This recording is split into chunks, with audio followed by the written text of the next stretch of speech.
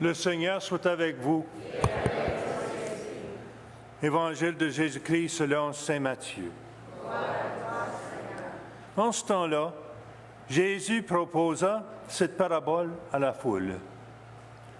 Le royaume des cieux est comparable à un homme qui a semé du bon grain dans son champ. Or, pendant que les gens dormaient, son ennemi survint et sema de l'ivraie au milieu du blé et s'en alla. Quand la tige poussa et produisit l'épi, alors l'ivraie apparut aussi. Les serviteurs du maître vinrent lui dire, « Seigneur, n'est-ce pas du bon grain que tu as semé dans ton champ?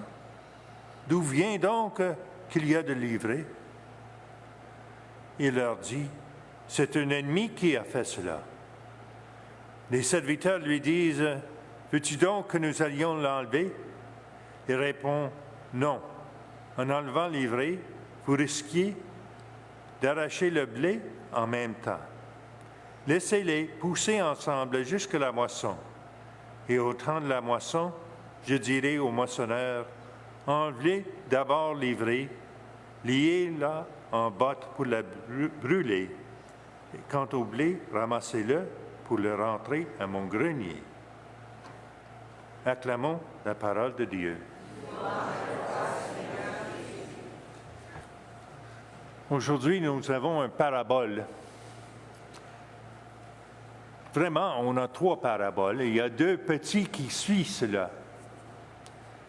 Et les 2 petits paraboles parlent du royaume des cieux comme c'est inévitable. C'est partout et c'est inévitable. Mais le défi, c'est grand. C'est dans ce grand parabole. On peut demander, et j'ai été demandé une fois, où est-ce que Dieu, quand il y a tant de troubles dans le monde, tant d'injustice, tant de violence, où est Dieu? Et j'ai répondu, pendu sur une croix. Il souffre avec nous. Dans ce parabole, on voit un Dieu qui laisse l'ivraie grandir avec le blé. Le blé qui nourrit le monde. L'ivraie qui nourrit soi-même seulement. Qui donne rien, mais qui prend tout.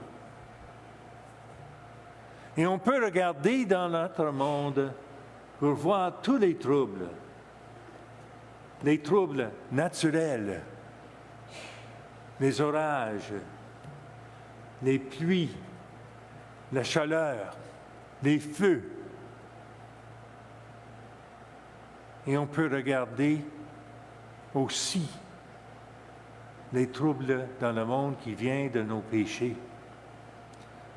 Les réfugiés, la guerre, l'injustice. Et c'est un défi pour nous, pour demander, est-ce que moi je suis le blé qui nourrit le monde avec l'amour de Dieu, ou est-ce que je suis l'ivraie qui prend tout pour moi-même? Est-ce que j'ignore les troubles des autres? Ou est-ce que je suis la source? C'est une question pour nous tous. Et pourtant, avec les paraboles, c'est une question qui me demande quand dans ma vie est-ce que je suis le blé qui nourrit le monde? Et quand dans ma vie que je suis l'ivraie qui vit pour moi-même? Ça, c'est la question de cette parabole. Ça, c'est le défi de cette parabole. Vous me demandez, l'ivraie ou le blé? Parce que Dieu, notre Dieu, est miséricordieux. Il nous laisse le temps jusqu'à la moisson. Et la moisson vient pour chacune de nous. Pas la moisson, la fin du monde, mais la fin de le monde pour moi, ça vient.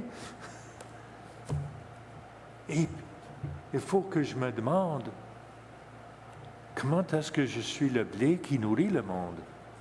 Et comment est-ce que je suis livré, qui prend pour moi-même? Comment est-ce que je vis la vie chrétienne de charité? Comment est-ce que moi, je comprends le rôle de moi-même dans les événements de ce monde, dans le climat, dans la pauvreté, dans l'injustice, dans la guerre,